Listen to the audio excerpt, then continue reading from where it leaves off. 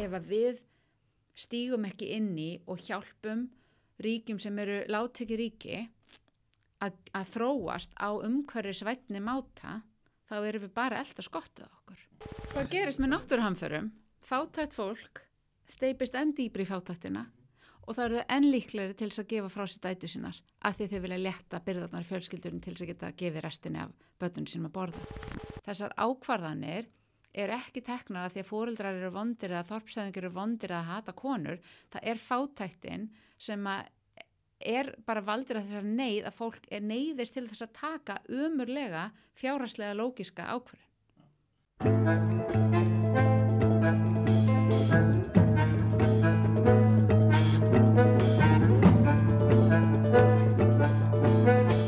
Þú ert að hlusta á Plan B, hlaðvarp loftslagsbreytingar og orkumál, og ég heiti Jean-Rémy. Í þessu hlaðvarpi reynum við að rannsaka og útskýra hvað er að gerast í orkumálum og umhverfismálum og hvaða áhrif munu þessar breytingar hafa á efnahag okkar og samfélög.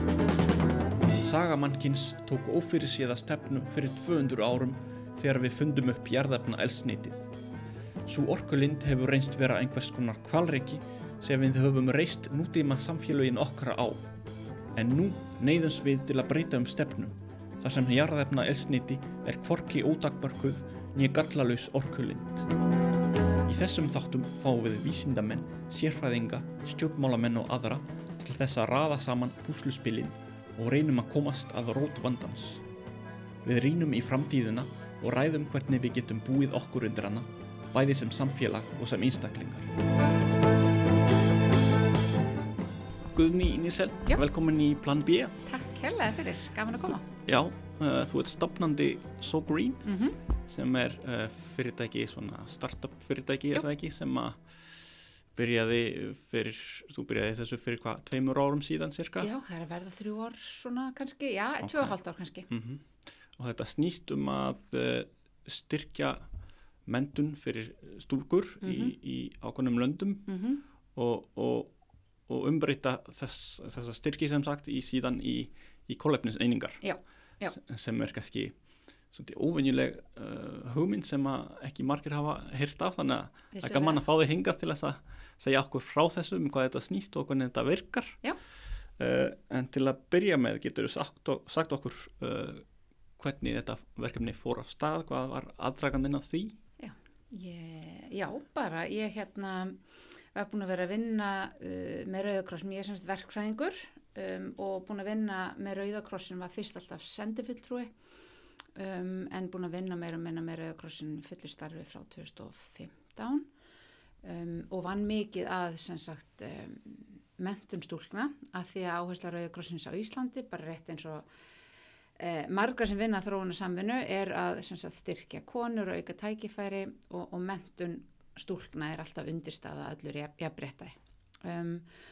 Og ég var bara agalega svona frústreruð að það væri aldrei nægt fjármagn og Rauði krossinn rétt eins og UNICEF og Barnaheill og öll heimsins hjálparsamtök, þau náttúrulega reka sig á að miklu leyti gjafafé, hvort sem það eru fyrirtæki eða einstaklingar eða stjórnvöld. En við höfum enn ekki náð að loka þessu gati sem er í menntun. Það eru 130 milljónir stúlkna sem að fá ekki að gangi í skóla í dag. Ef við myndum setja nægt fjármagn í þetta þá gætu við loka þessu gati.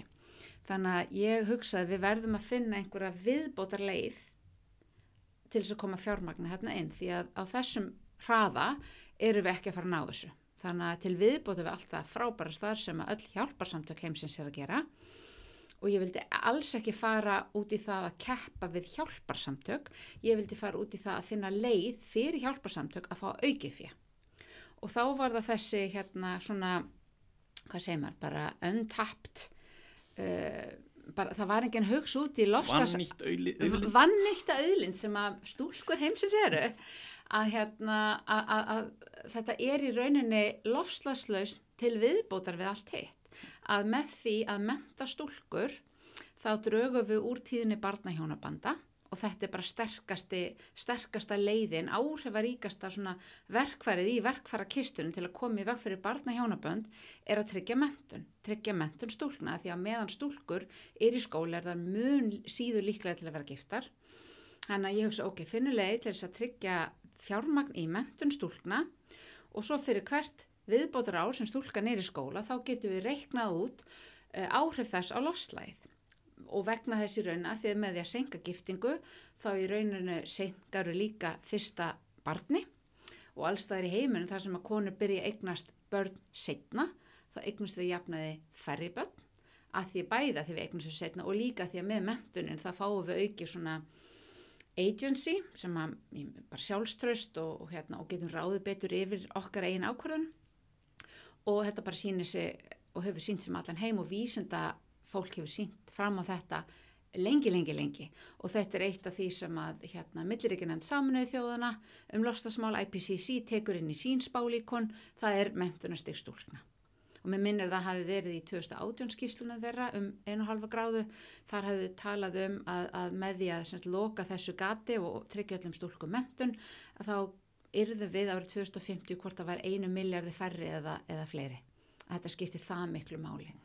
Og auðvitað mikilvægt að tala það að kolefnisspor þessara stúlku sem að býr kannski í einhverju miklu dreifbýli bara í moldarkofa, hefur ekkert rafmagn eða neitt, auðvitað kolefnissporið hennar pingu lítið, en við sjáum að þegar við erum að tala 130 milljónir stúlkna, bara eins og alltaf margt smátt gerir eitt stórt, þannig að þess vegna getum við reiknað þetta.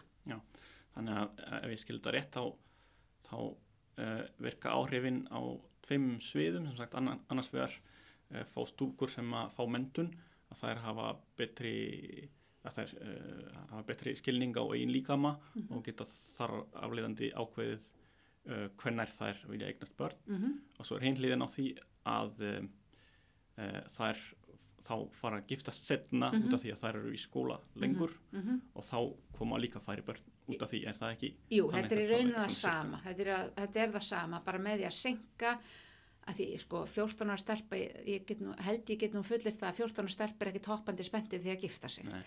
Þannig að þetta gefur þeim þetta rými að vera áfram börn til 18 ára aldurs og þá kannski það að gifta bara beint og það komur útskrift, þá það allavega búin að sleppa við hjónabændi 5 ár. Við erum ekki að skipta okkur að því, við erum í rauninu bara að tryggja þeim þessi mannréttindi sem menntun Já. Og en svo það ekki verið að banna neinum að eignast börn. Engum að banna, ekki banna neinum að gifta sig eða eignast börn eða neitt og að því við vinnum þetta náttúrulega gegnum hjálparsamtök á svæðinu sem eru úr þessum, bara þau eru þarlend og eru oft úr þessum þorpum sjálf og þau vita alveg hvað þau eru að tala Ég fer ekki hvít með ljóstár út í eitthvað þorp í Sambíu og segi heyriði pappar, nú skulum við senda dætur ykkar í skóla. Nei. Og fyrir utan það, þetta allt, ekki samráði, þetta bara viljið þið, við erum hér hjálpar samtök og við erum með fjármagn til þess að hleypa stúlkum í skóla og þið hafið ekki efna að senda dætur ykkar í skóla, hver ykkar vilja vera með. Þannig vinnum við þetta, en það eitt mikilvægt að segja, þú talar 2 leiðir, það í rauninni 2 leiðir sem þetta hefur áhrif á loftslagið, ein jákvæð og hinn neikvæð. En að því að bara með auknum menntunarstigi hvort sem það hér í þróunarlöndum, þá breytist náttúrulega svona lífstíl fólks og með auknum menntunarstigi þá eykst að litlu leyti smá kolefnisspor fólks og við tökum þetta inn í reikni líkanið okkar en það bara vegur það senkun barna, hjónabanda, senkun fyrsta barns og fækkun í rauninni að hægja á fólksfjölgun vegur svo miklu meira á móti þessum litlu lífstílsbreytingum og fyrir utan það þá eru við náttúrulega alltaf að vinna með svona mest jaðarsettu hópunum þetta fólk sem býr bara bókstaflega í moldarkofa, í leirkofa, í miklu dreifbýli, fjarri öllum svona grunninfrastruktúr, það ekkert rafmagn, það oft það að labba langar leiðir til að ná í vatn, þannig að bara það eitt því miður, bara það eitt að stúlka fái gagnfræðaskóla menntun sem það sem við erum að fókusa á hér, bara það eitt, stærsta breytingin í lífi hennar að hún sleppi við það að vera gift sem barn, en því miður eru tækifærin af svo skortum skammti að annað breytist kannski ekki eins mikið. Akkurat, og þú nefnir hérna að þessi öfug áhrif sem eru líka stundum nefnd að aukin menntun verður til þess að allavega í þeim löndum sem meiri menntun almennt líka hærra kolefnisspor. Og á Íslandi til dæmis. Á Íslandi til dæmis. Þá hérna með meiri menntun þá eignumst við fleiri börn. Já, ok. Þannig að þetta er ekki bara alheims gildandi.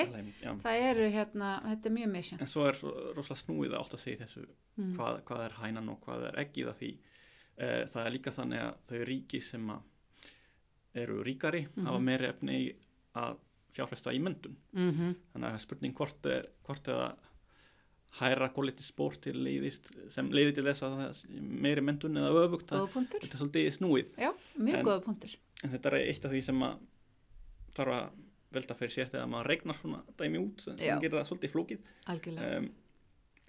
En förum fyrst aðeins ég gróf upp nokkrar myndir til þess að setja þetta aðeins í samhengi. Þannig er yfirleitt yfir mannfjölda þróun í heiminum. Við sjáum Sjá þetta. Þetta er rosalega mynd sko, að lengst af var lítil sem engin fólksfjölgun í heiminum. Hún var alltaf mjög hæg yfir síðustu 10.000 árin.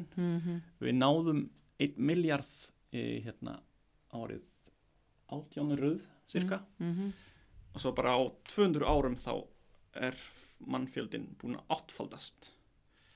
Þetta er rosalega tala og nú erum við 8 milljarðar og spárnar gerir ráð fyrir að við getum orðið yfir 10 milljarðar á þessari öld. Já, og er ekki svo 12 milljarðar þegar við eigum að fara svona að flytja kurvuna eins og við tölum í COVID að 12 milljarðar þá flytja flest kurvan út. Ég er reyndar svolítið skeptískur á þessum spáma því miðað við hvað vísindamenn eru að spá miklum hamförum náttúruhamförum í framtíðinni að ég er ekki viss að okkur takkist að fjölga okkur mikið lengur en ég veit það ekki. Já, en veistu hvað gerist með náttúruhamförum? Fátækt fólk steypist enn dýpri í fátæktina og það eru þau enn líklegri til þess að gefa frá sér dætur sínar af því þau vilja létta byrðarnar fjölskyldurinn til þess að geta gefið restinni af börnunum sínum að borða. Með auknum flóðum þá fer hvað kallar maður það, krops, uppskeran brestur mun frekar með auknum hamförum, þannig að þetta er svona vítarhingur líka, þannig að jú, mögulega munu hamfarirnar drepa okkur, en hamfarirnar auka líka hröðunina í fólksfjölgun á þeim svæðum sem að það er verða.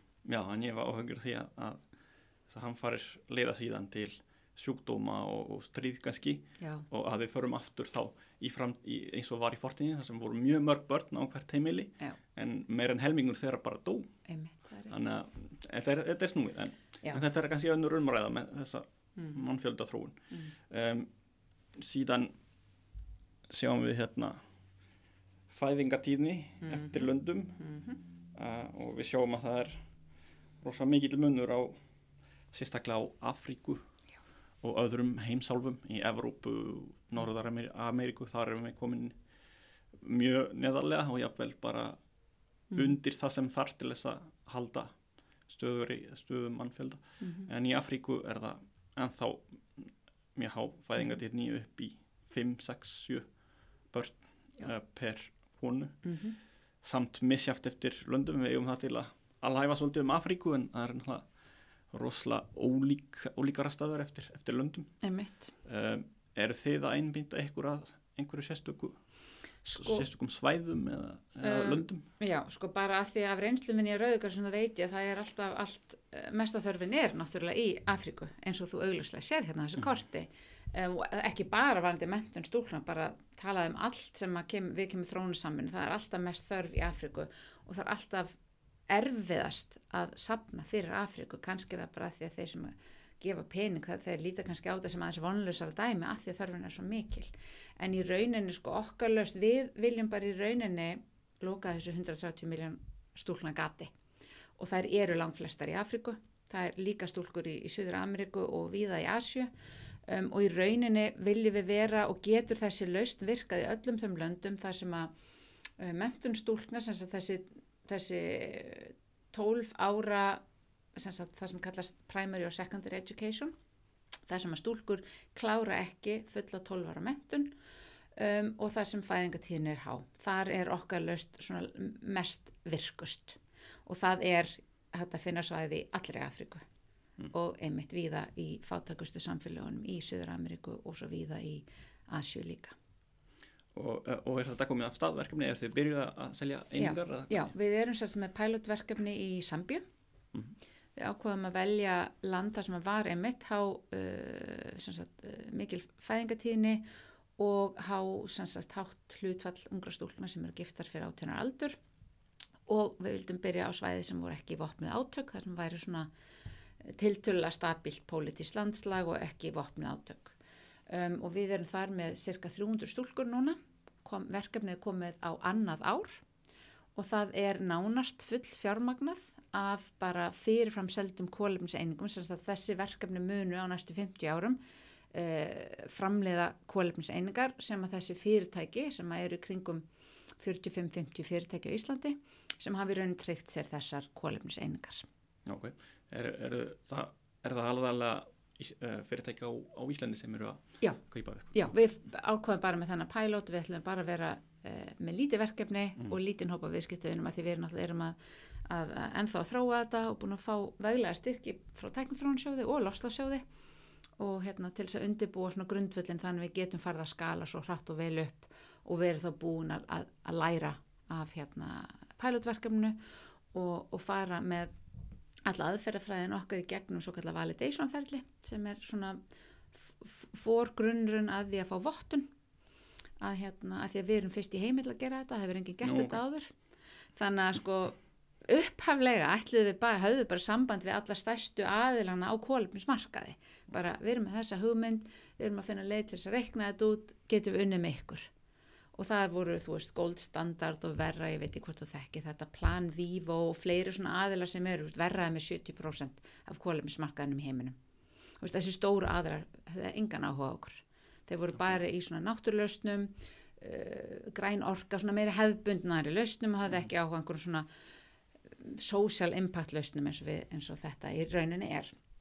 Þannig að þá bara fundum við leið sjálfar til þess að reikna þetta, en svo kemur að því að fara með þetta í gegnum vottunarferli, þá bara er ekki vottunarferlar heldur til, þannig að við þurfum að búa til allt frá grunni sjálfar og erum að því núna og erum að stefna á að fara á næsta ári, snemma næsta ári í gegnum þetta validation ferli og þá verðum við komin með búin að safna gögnum í 2 heil ár af verkefnasvæðinu sem verður hluti af því sem við afhendum utan að koma til vottunaraðilum sem að það fara yfir aðferðafræðin okkar, útreikningana og hvernig við söfnum gögnunum og gefa okkur í rauninni kannski má kalla þetta bara svona stamp of approval. Þetta er þau eru að reikna þetta varkárt, þau eru ekki að overestimata, hvað segir maður, það er svo mikilvægt í þessu að því að ofmeta áhrifin að því að tölum allar loftslagslausnir, þú getur aldrei 100% niður í hvert einasta gramm af koldíoxíðs ígildum,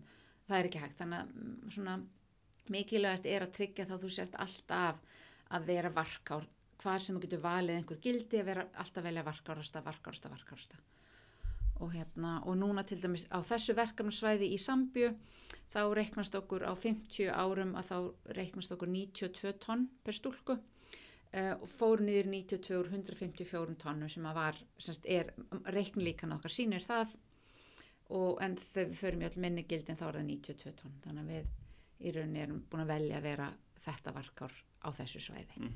Ég skil, og fyrst þú talar tölur núna, ég var einmitt að fara að spyrja þig, þegar maður ætlar að umbreyta svona aðstóð í einingar, kolefniseiningar, þá þarf að reikna út og þá vandast málin því að það eru svo margir þættir sem spila inn í fæðingartíðni og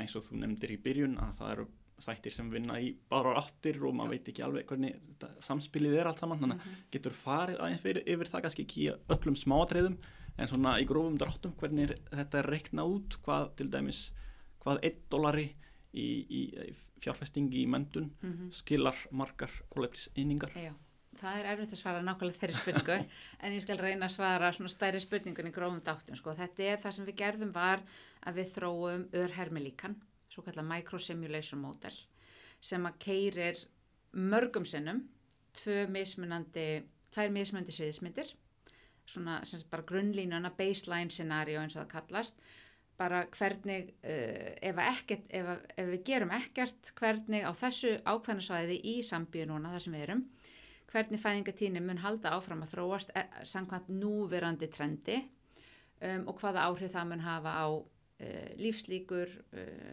bara menntunarstig og losun, orkunotkun, bara trendið eins og IPCC að nota í sínum Shared Socioeconomic Pathways.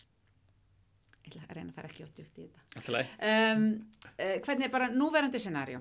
Svo tökum við aðeins grípuvinni og við tryggjum þarna hlutfalli af stúlkum sem að munu ekki njóta gagnfræðaskólamenntunar, við tryggjum þeim gagnfræðaskólamenntun. Við erum talað 300 stúlkur, þær fá gagnfræðaskólamenntun. Hvaða áhrif hefur þetta á giftingatíðni, fæðingatíðni, menntunina að sjálfsögðu? Menntaðar konur hafa líka meiri áhrif á það að börnin þeirra verða meira menntuð, til dæmis. Börnin verða færri, hvernig þetta hefur áhrif á orkunotkun, hvernig þetta hefur áhrif á sem sagt urbanization, hvernig fólk flykkist frekar í borginna með hærri menntunartíðni eða menntunar með meiri menntun þá flykkist fólk frekar til borgarnar og svo framvegis og þessar tvær sviðsmyndir keyrum við mörgum sinnum og berum saman og fáum hérna góða normalkurvi og reynum að vera með svona mjög aftur varkárt bil þannig að við fáum frekar svona andstæðan við ofmetna niðurstöðu bara mjög svona lágt gildi og þetta örhermilíkan okkar keyrir allt á sem sagt á gögnum sem sagt bara hráum gögnum frá Sambíu frá svokölluðum Demographic and Health Survey sem er svona könnun sem er gerð á cirka 5 ára fresti í flestum næstu því öllum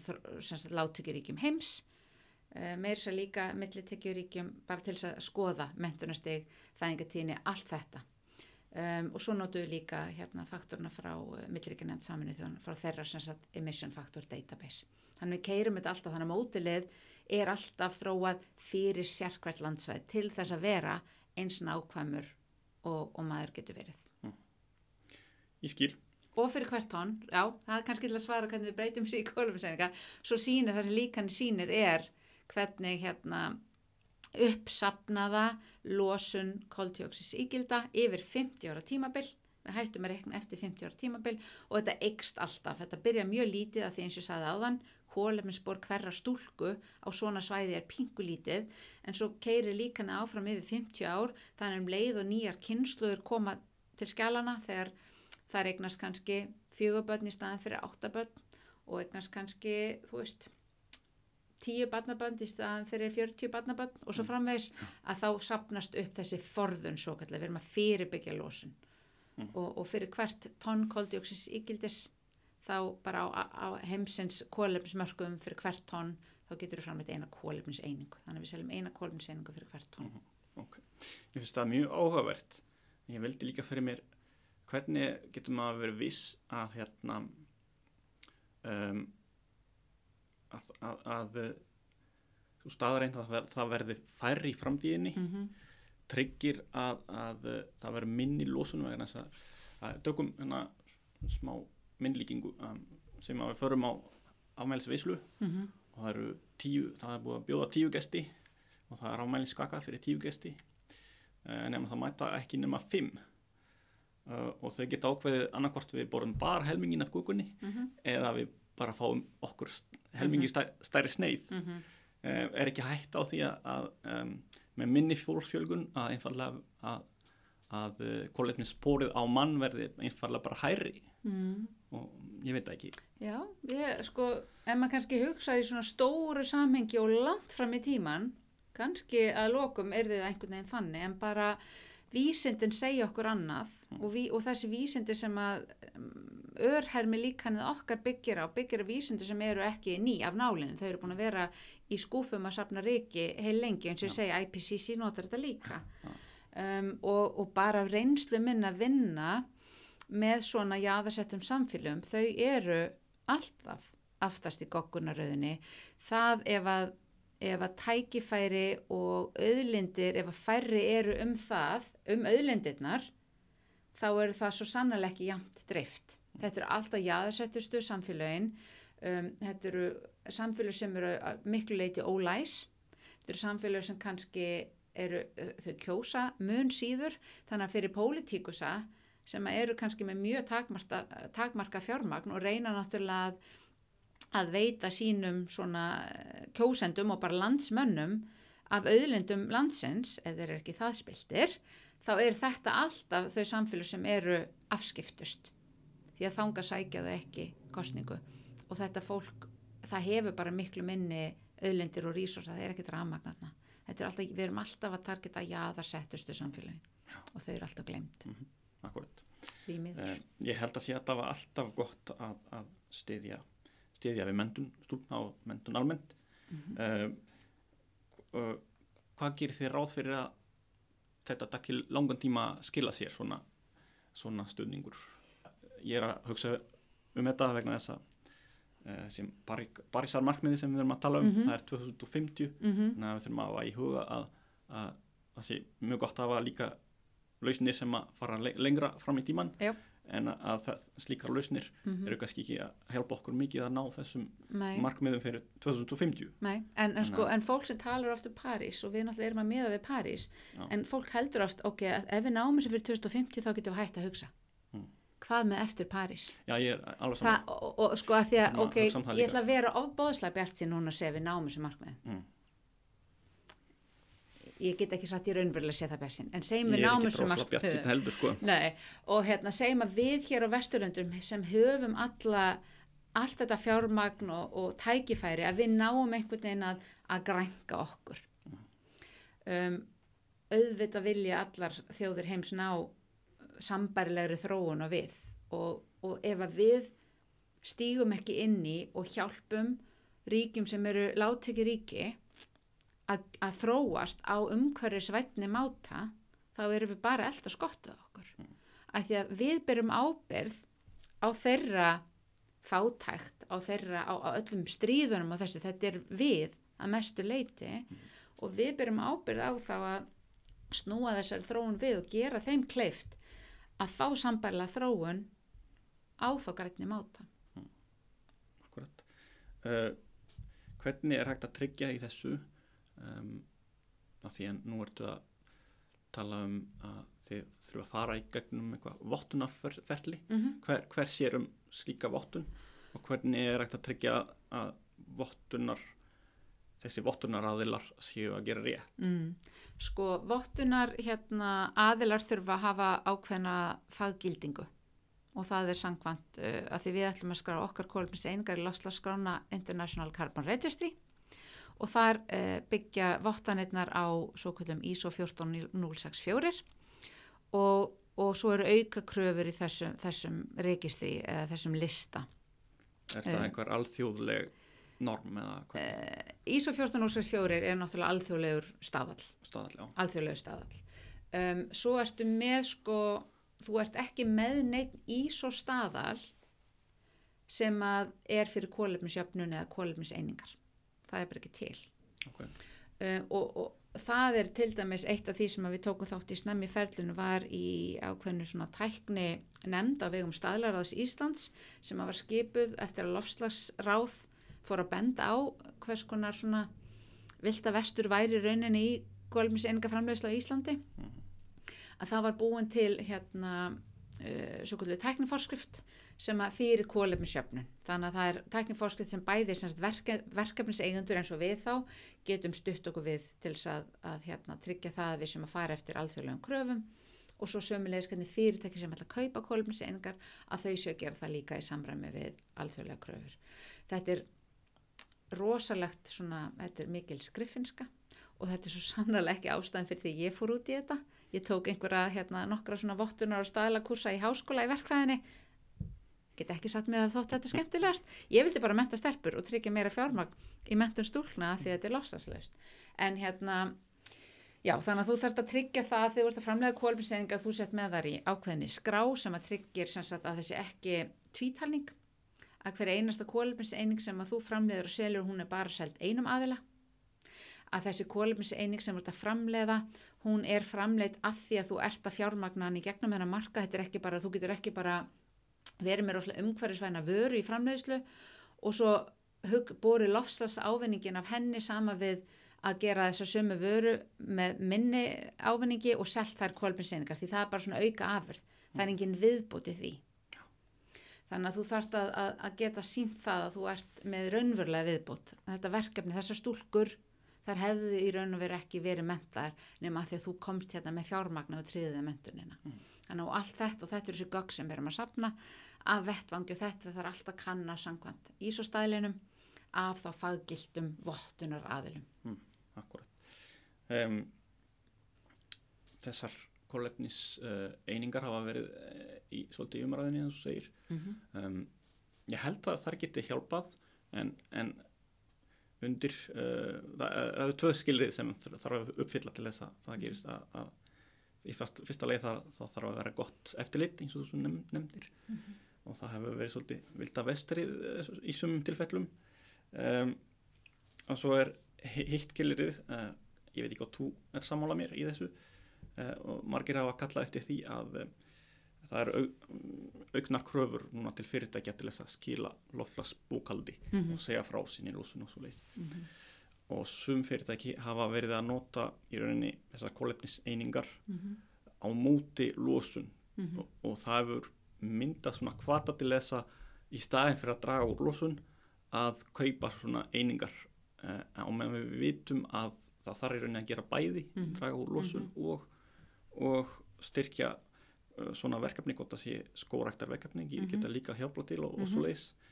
En þegar við erum að fara að draga frá svona kolefniseiningar frá losuninni, þá erum við ofta að bera saman epli og appelsínu til dæmis. Þú ert að planta tré í dag, það dregur losun eftir kannski 20-30 ár, en þú ert að losa í dag, þannig að það ekki sama sem merki þarna á milli og alls konar svona vandræði.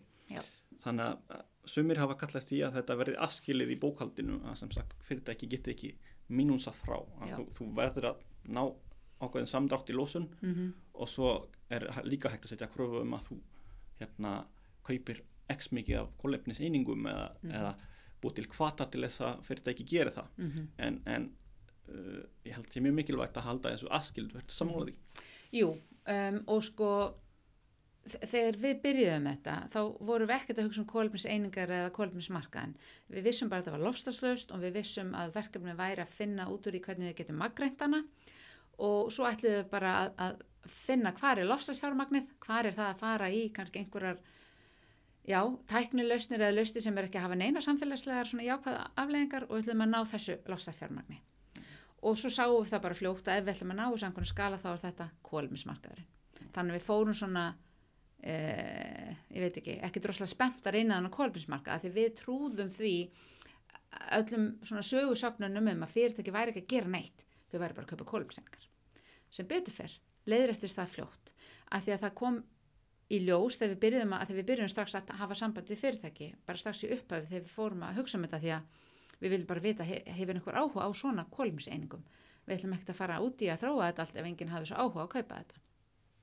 Og svo fórum við að tala við fyrirtæki og fyrirtækin sem voru spenntust við að tala við okkur og voru áhugasömust þetta, voru fyrirtækin sem voru þegar búin að marka sér stefnu, voru komið markmiðum að draga úr losun, fyrirtækin sem hafði minnstan áhuga, fyrirtækin sem hafa ekki keypt okkur kolefniseiningar, oft fyrirtæki sem ekki að gera neitt.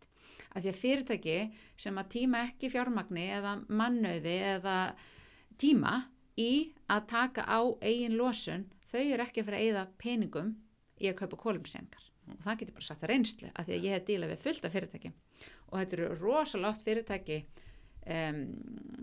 sem að vinna með auðlindir Íslands og hafa svo sannlega fjármagn en ættu í rauninni að vera að gera miklu meira. Já, finnst þér almennt fyrirtæki vera að standa sig í þessu? Í loftslagsaðgerðum sem sagt svona almennt? Ég ætla að segja að það rosa breyting búin að vera. Við stofnuðum Sjógrinn 2021. þá náðum við að grafa upp sko sérstaka sjálfbærni fulltrú eða þá sem stýrðu sjálfbærni málum hjá cirka 5 fyrirtækjum. Voru bara með þetta eitt á sinni könnu. Síðan þá hefur þetta sko bara fjölga þessum titlum sjálfbærni fulltrú eða yfir sjálfbærni málum fyrirtækja bara rosalega hratt. Þannig að fyrirtæki eru augljóslega að byrja að taka ábyrgð á þessu og reikna út og svo náttúrulega núna þegar ég að tala um fyrirtæki meira nýlega þá þetta að vaksa ennþá hraðar vegna þess að nú að koma þessar Evrópusambandsreglugerðir. Þannig að nú komið krafa á fyrirtækin. Upphaflega var þetta meira bara svona kannski stærri fyrirtækin sem höfðu ráðrúm og metnað í þessum málum. Núna þetta meira bara fyrirtækin sem eru kannski stærri og höfðu ráðrúm en voru ekki með metnað, núna eru þau krafin að sína metnað. Þannig að það mikil breyting í gangi. Það snýst þetta ekki að það séu einhverja kröfur til staðar. Mér finnst eins og fyrirtæki svona almennt gera ekkert sem kostar mikið nema þau séu neitt til þess. Það ekki svolítið þannig? Þessi 5 æðislu fyrirtæki sem voru þarna upphaflega, það var svo sannlega ekki þannig. Það var bara, þau vildu virkilega höfðu áhuga og þegar maður fer inn í fyrirtæki og tala við sjálfbærni fulltrúan, einhver sem menntaður í þessu, einhver sem hefur reynslu í þessu, ég næ alveg að bonda við þann aðra strax. Þeir virkilega raunverulega, svo spurningin að hjálpa og þeir segja áttu mig, þú verður að hjálpa mér að selja þetta innanhús. Já, það málið. Þeir ráða náttúrulega engu á endanum. En svona í byrjun þá var það stundu þau fyrirtæki það sem að maður fekk samband kannski við bara, markastjóran eða PR-fulltrúan. Ég náði engum tengslum við þau og það var allt önnur ella þar og í raunin þá var það bara eins og því ég var að vinna með Rauða krossinum með mitt sem að sækja fjármagn oft til fyrirtæki líka, reyna að fá fyrirtæki til að styðja svona. Og þá það alltaf úr einhvern svona markaðs eða PR-pottum sko. En sjálfbærni pottarnir eru miklu stærri og meiri af því að það mælanleg markmið sem að þessi fyrirtæki vilja sína. En hverjir myndu gera athuganir við þetta og kannski á kannski menningarlegum nótum að segja að þetta sé afskiptasemi að vilja draga úr fæðingatíðni í einhverjum löndum. Hvað segir þið við því? Sko, ég held að einu sem ég veit að myndi segja nei væri Talibanarnir. En það ekki út af neinu öðru, þeir bara vil ekki mennta stúlkur. En eins og ég segi, ég vann við þetta, ég hef unnið við þetta meira og meira frá 2015 og ég hef aldrei komið inn í samfélög þar sem fólk segir nei takk. Þið eru að bjóða hérna upp á að styrkja samfélagið okkar og mennta stúlkurnar, nei takk. Ég hef aldrei hitt þorpshöfðingja eða fólk í þorpsnefnd eða foreldrar sem segja það. Þessar ákvarðanir ekki teknar að því að foreldrar eru vondir eða þorpshöfðingjar eru vondir eða hata konur.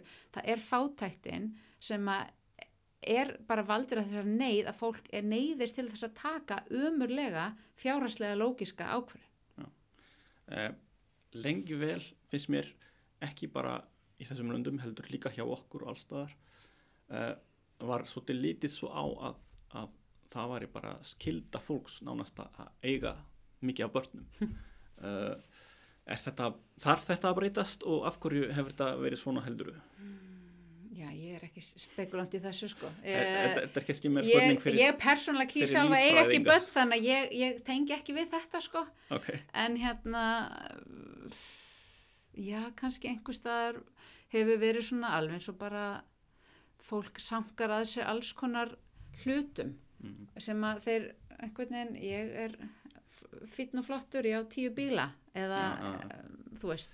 Ég hef heyrt þá kenningu að lengi vel náttúrulega vorum við í litlum kannski einingum, jáfnvel minna en löndum, þjóðflokkar og svo framvegis sem voru oft bara í átökum í stríði við gott annan og sá sem var með stærsti herrin var líklegur til að lifa af, þannig að menn vildu vera bara eins margir og hægt var. Já, það hljóma bara mjög rökrétt. En svo höldum við áfram einhvern veginn í sömu venju vegna þess að þetta hefur fest einhvern veginn í menningunni. Já, svo náttúrulega líka verður maður að hafa náttúrulega í huga bara í löndum þar sem fólk getur ekki reitt sig á ríkið, getur ekki reitt sig á infrastruktúra, það sé heilbrigði og heilbrigðisþjónusta eða öldrunarþjónusta og þá náttúrulega auðvitað þegar fólk að eigna spödd þá vill að tryggja að það hafi einhver til þess að sjá sig í framtíðinni. Já. Og hér komur náttúrulega líka að öðrum partinum í þessu að það eru dætur í svona fátækum samfélögum sem alltaf giftar í burtu og þær fara og flytja oftast inn á heimili annara og í önnur þorp. Þannig að foreldrar sem hafa kannski eitthvað smá fjármagn til þess að tryggja börnunum sína menntun, aftur kemur að svona ömulegri lógískri ákvörðun sem þau verða að taka að skiljanlega fjárfesta því frekar í menntun svona sinna, að því það alveg fjárfestingin í framtíðina. Því synirnir eru þeir sem að munu líklegast búa áfram hjá fjölskyldunni, elsti sonurinn býr oft áfram inni hjá fjölskyldunni og þeir sjá foreldra sinni í framtíðinni. Á meðan dæturnar eru giftar í burtu, þannig að aftur stelpunar alltaf aftast í goggunarröðinni, alltaf.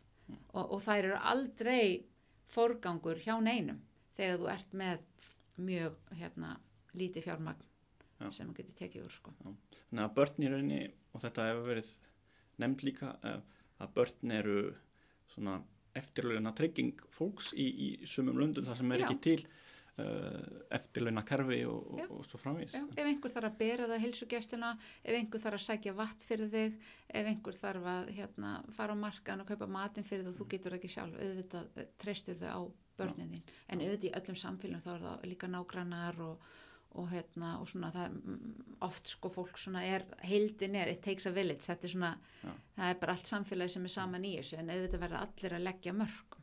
Já, og svo bætist við líka eins og vorum að nefna að lengi vel allavega það ekki lengur hjá okkur en kannski en þá í sumum löndum var mjög há dánatíðni hjá börnum þannig að ef maður vildi eignast 4 börn eða eiga 4 börn sem að myndi verða fullorðin þá þetta maður að eignast 8 til að vera viss, jáfnvel fleiri stundum þú allir 8 jáfnvel. Algjörlega, og þetta var svona á Íslandi líka. Já, á Íslandi líka. Já, en þetta eitt af því sem vísindin hafa lengi sýnt að sko í þessum ríkjum þar sem að fátæktin svona mikil og við erum að horfa bara á sunnan Sahara börn læsra mæðra eru 50% líklegri til þess að lifa til 5 ára aldurs. Til dæmis bara getur læsmóðir lesið á pilluspjaldið eða lyfin. Það eitt og sér sko. Þannig að við erum að auka lífslíkur barna. Læsar mæður þekkja betur inn á heilbrigði almennt og næringu. Börnin eru líka bara heilbrigðari. Þannig að það ekkert slant sem kemur með því að auka menntun stúlkna. Það svo margt gott og sem að við náum ekki einu sinni sko reikninni okkar líkan. Við getum talið allir þessi heimsmarkmið á sko 17 fingrum ef ég hefði 17 fingur en menntun kemur öllu við. Ein spurning kannski í lokin þvinguð hjónabönd þú hafði samband við mig eftir að hafa séð grein sem ég skrifaði á bloggsíðunni minni mæli með að áhorfendur lesa hana líka. Já. Þar sem að frábær grein. Ég var ekki að búa þetta til, þetta var bara frétt frá einhverjum öðrum milli sem ég fann sem var verið að segja frá því að í Pakistan þá tíðni þvingaðra hjónabanda að aukast eftir svona náttúruhamförum til þess eftir flóðum þá menn tekið eftir því að það eykst tíðni þvingaðra hjónabanda og það er vegna þess að bændur missa tekjur sínar og þá grípa til þess að selja dætur sínar til þess að lifa af hreinlega og ég nefndi stelpa í greininni sem segir sjálf frá því að hún hefði þurft að gera þetta og hún ekkert reið út í foreldra sína vegna þess að hún segir að það var engin önnur leið þetta var eina leiðin fyrir þá til að lifa af hafið þú heyrt svona afleiðingar af loftslagsmálum og hvað finnst þér þetta? Já, jú, þetta vissulega eitt af því sem að ég vissi fyrirfram að því ég hafði unnið við þetta í áratug og það áhugavert að maður horfir á þetta svona bara svona glóbal á þeim svæðum þar sem að heimanmundur, því heimanmundur getur virkað náttúrulega í báðar áttir, flestum stöðum heimanmundur þá eitthvað sem þú borgar, dári, eitthvað sem þú borgar með dóttuðinni þegar þú giftir hana að því einhver að taka hana og allar þær byrðar inn á sitt heimili og þarf að brauðfæða hana. Sumum svæðum það akkúrat öfugt að þú í rauninni ég held að fólki myndi aldrei segja að þú var að selja dóttur sína en þau í rauninni fá eitthvað tilbaka fyrir hana. Já. Og það eru hættulegustu svæðin. Það sem samfélögin eru með þetta að í hvers skipti sem að fátæktin eykst að þá eykst náttúrulega temptation, hvatinn til þess að gifta frá dóttuðina og allir foreldrar elska börnin sín alveg eins og við elskum okkar börn en þarna þetta bara, það neyðin sem að þvingar þetta áfram og þegar neyðin verður meiri og meiri foreldrar auðvitað reyna að halda dætun sín með eins lengi að geta þar til þau bara geta ekki brauðfætt þetta fjölskylduna og gifta frekar frá sér. Þannig að með auknum hamförum, sérstaklega með auknum vopnuðum átökum, þá eykst alltaf tíðni barnahjónabanda.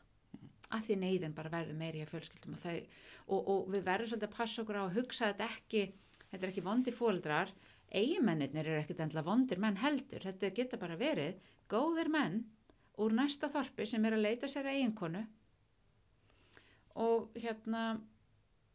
og þessar stúlkur sem að eru, ég ætla að segja kannski samþykkar þessu eða upplifa sig eins og þessu að gera fjölskyldu sinni greiða, af því þau elska yngri systkini sín og þau sjá að yngri systkinin ekki að fá nægan mat, það verður að deila öll 7 systkinin sem elsta systir, þá get ég alveg setja fyrir mér, ég myndi alveg vera tilbúin að gifta mig í burtu til þess að foreldrar minni gætu gefið yngri bræðrum mínum að borða. Þannig að þetta bara svo mannlegt og við erum oft allt og fljóta einhvern veginn hugsa þetta sem einhvern annan ljótari, verri menningar heim. Já. En þetta allt bara, þú veist, ást ást allan heim og bara fólk þvingað. Allt öðruvísi lífsaðstæður og allt öðruvísi samhengi. Já, allt annað. Sem við getum kannski, eigum erfitt með að skilja og ímynda okkur. Já, einmitt. En á meðan þú varst að tala þá hugsaði ég eina spurningu sem ég gleymdi að spyrja þig. Því við tölum ofta menntun sé svo mikilvæg og þetta verkefni snýst alltaf menntun en skiptir ekki líka máli hvernig menntun það vegna þess að okkar menntun á Vesturlöndum hún kannski að mörgu leyti góð en hún kannski líka að sumu leyti ástæðan af hverju ástæðan af því hvers vegna við erum í þessum umhverfis ógöngum vegna þess að og eins og þegar við tölum til dæmis skoðum hvernig við tölum þróunarlönd og þróuð lönd annars vegar einu sinni var þetta kallað vanþróuð lönd og setja því og nú tala maður ekki eins og þróun, nú segir maður lágtekjuríki mér finnst það betra og hátekjuríki, við erum svo sannlega hátekjuríki hér mér finnst það betra hlutlausara þetta er alltaf að breyta sig að þróunarlönd það felur í sér að normið það sé við á Vesturlöndum og hinnir sé einhvern veginn á eftir okkur. Við erum svo sannarlega ekki búin að ná fullri þróun hér. En víst, frá umhverfislegum sjónarmiðum þá erum við í rauninni vondu kallarnir og hinnir eru frekar þeir sem við erum ættum að líka eftir.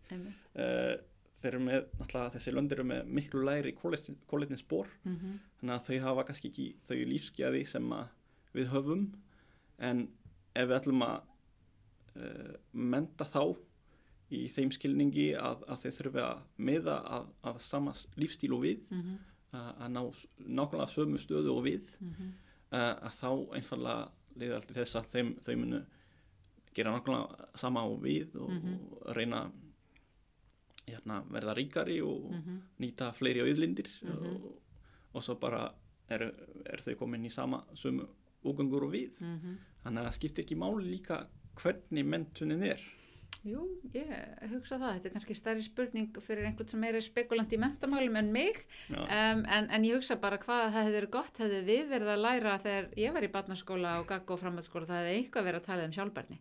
Ég man ekki eftir að hafa einu sinni heyrtu það allan minn námsferil og ekki einu sinni í háskóla í verkfræði. Ég held að það aldrei verið að tala alltaf auðlindin er alltaf bara svona álitin vera svona einhver endalaus pottur sem að maður geti tekið úr. Já, læra hvað heitir það aftur?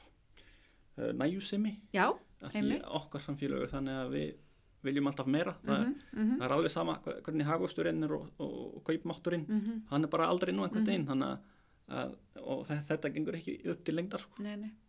Mér finnst samt og kannski, þetta náttúrulega hver í sínum bergmálshelli, en mér finnst svona fólki kringum mig, sérstaklega eftir COVID, að svona nægjusemin hafi verið sett aðeins ofar í forgangsröðina bara að fólk svona kann að meta lífið og það sem við höfum aðeins betur sko. Ég var sjálf í Kenya þegar COVID kemur fer af stað sko og ætlaði bara að halda áfram að vera þar Ok. af því að það var ekkert komin COVID til Afríku, allan á pappírunum. Það var alls þar annars stað, þannig að við erum bara hér. Og svo leið og fyrsta COVID case kemur í Afríku þá og í Kenía meira þá voru allir komin út í búið að hamstra vatn. Ok. Og þá bara svona upplýðið mig fyrst óörugga, ég kann ekki að surviva, ég kann ekki að lifa af hér í þessu landi. Og þá hófst nú skemmtileg ferð sem að endaði á einhverjum 3 dögum inn á flugvallarhóteli í Amsterdam en ég held að nægjusemin einhvern veginn bara það fyrir okkur Íslendinga, við vorum svo föst af einu okkar þóttu við verðum ekki föst. Mér fannst við hafa upplifað landið okkar meira, vinimann sem að maður vissi ekkert endilega væru, þeir verður kannski líklega til þess að vera á Ítalíu þetta sumar, voru kannski bara á Kirkjubæjar Klaustri einhvers, mér finnst bara eins og við höfum svona aðeins lært að meta það sem nær okkur. Já, vonandi. En fyrst þú segir þannig að þú varst í Kenía, það áhugavert að velti fyrir mér hvernig hugsar fólk þar. Ég hef heyrt að því miður að í mörgum af þessum löndum þá dreymi ég mjög marga að eignast sama lífstíl og við á Vesturlöndum. Eignast bíl og stórt hús og fara í ferðalög þvert og kruss heiminn. Hvernig hefur þú upplifað það? Kenía er ekki bara Kenía. Þegar ég hef verið í þessum lágtekjuríkjum þá er ég oftast úti á mjög dreifbýlum fátækum svæðum. Það sem að fólk, þið getið dreymt ýmislegt en fólk hefur náttúrulega lógíska rökhugsun og hugsar að því tækifærin eru á svo skortum skammti, þannig að stærstur hluti í þessum fátækuríkjum sem býr undir fátæktamörkum og á dreifbýlum svæðum, þau myndi ekkert eins og dreymi þetta, þau dreymi bara að lifa af án þess að fá einhvern hræðilegan sjúkdóm þar sem að einhvern veginn fjölskyldan geti hjálpað sér en svo ég miklu minna í samskipti við kannski fólk í þessum ríkjum sem af hærri stéttum sem að kannski og hefur sannarlega efni því að þú getur alveg í öllum þessum ríkjum getur þú fundið fólk sem býr bara við svo mikinn skort að það bara að deyja úr vannæringu og svo fólk sem bara auðugt og þess vegna líka svo mikilvægt í reiknilíkanum okkar að við tökum ekkert einfallega bara eitthvað svona meðaltal af orkunotkun eða meðaltal af menntun meðaltal af neina því það svo mikill ójöfnuður innan þessara ríkja. Við þurfum alltaf að nota gögn sem eru að sýna af þeim svæðum sem við erum að vinna á í rauninni. Ég var einmitt með að rifja upp kortina sem sýnir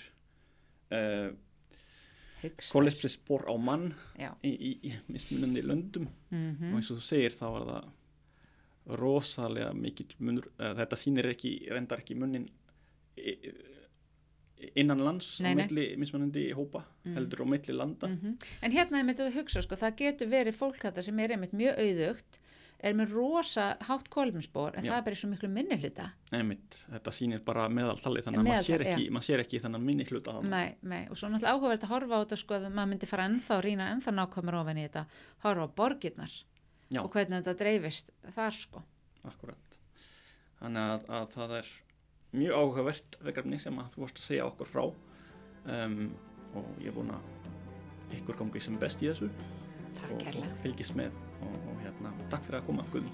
Takk fyrir að fá að koma.